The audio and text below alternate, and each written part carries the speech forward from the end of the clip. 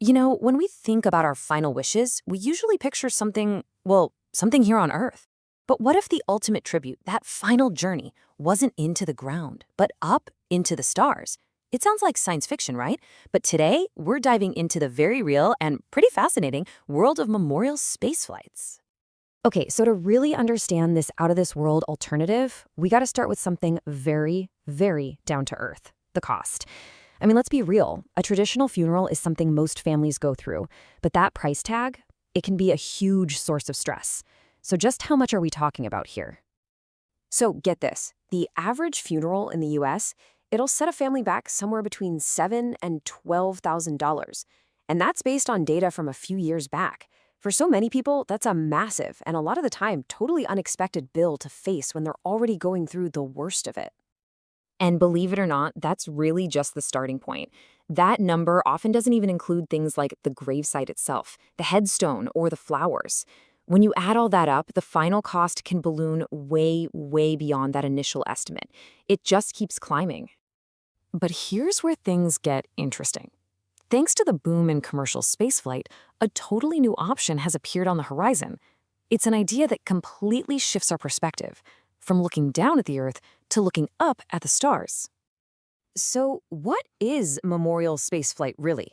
Well, in a nutshell, it's a service that takes a tiny, symbolic sample of a loved one's cremated remains, or even just their DNA, and launches it into space on a real deal rocket. It's a way to make a final tribute that literally becomes a part of the cosmos. How wild is that? Okay, so to really get our heads around this, let's do a little side by side comparison. How does a final journey among the stars really stack up against a traditional farewell, right here on Earth? And wow, the differences are pretty stark. First off, the price for a spaceflight memorial, it's often about half the cost of a traditional service, which is a huge deal. But the biggest difference, honestly, is philosophical. Think about it. Instead of a fixed gravestone in one single spot, this memorial is constantly in motion, orbiting our entire planet. It's a dynamic, ever-present tribute. But this isn't just about the money or the logistics. It goes deeper than that. The companies doing this have completely rethought the whole experience of what it means to say goodbye. Yeah, forget what you might picture for a typical funeral, a single, somber event. This is framed as a multi-day celebration of a person's life. It's all about their passions, their spirit. The whole emotional vibe is just completely different. So the whole experience is kind of like a three-part journey. First, it starts on the ground with this event that lasts a few days where families can meet each other and share stories. Then comes the main event. They get to witness the incredible power of the rocket launch right there in person. And it doesn't even stop there. For years, sometimes decades, they can go online and track the mission, seeing exactly when their loved one is passing over them in the night sky. And you can imagine, the impact of that is just profound. People who've been through it often say they feel this powerful connection to the cosmos. It's like it transforms that feeling of grief into something more like awe. It connects their personal loss to this huge, vast universe we're all a part of. Okay, and this brings us to what is, for me, the most mind-blowing part of this whole thing: just how permanent it is. We're not talking about something that lasts for a few years. We're talking about lifetimes. Seriously, depending on the mission's orbit, these memorials can circle the Earth for decades. Some of them, we're talking centuries. It's a memorial that's literally designed to outlive all of us, to last for generations to come. Let's take a real-world example: the Millennial Flight. It launched way back in 1999.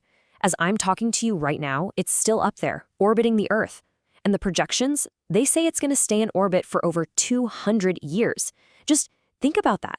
Your great-great-great-grandchildren could look up at the sky and know that a piece of their family story is flying right over their heads.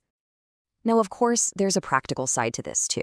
If this idea really speaks to you, you can actually pre-plan it.